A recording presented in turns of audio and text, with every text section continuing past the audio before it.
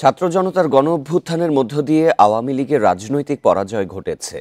দুপুরে রাজধানীতে এক ছায়া সংসদ বিতর্কে কথা বলেন বাংলা একাডেমির সভাপতি অধ্যাপক আবুল কাশেম ফজলুল হক। এখন সঠিক রাজনৈতিক দল ও নেতৃত্বের মাধ্যমে দেশের উন্নতি সম্ভব বলে মনে করেন তিনি। তরুণদের রাজনৈতিক চেতনায় উজ্জীবিত হয়ে দেশ গড়ার আহ্বান জানান অধ্যাপক আবুল কাশেম ফজলুল হক।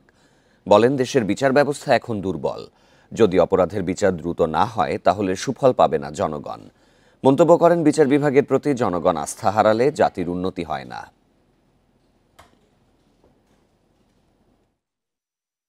আসলে আওয়ামী লীগ তো রাজনৈতিকভাবেও পরাজিত হয়েছে, সামাজিকভাবেও পরাজিত হয়েছে। কোন দিক দিয়ে বেশি পরাজিত হয়েছে সেটা বিচারের বিষয়।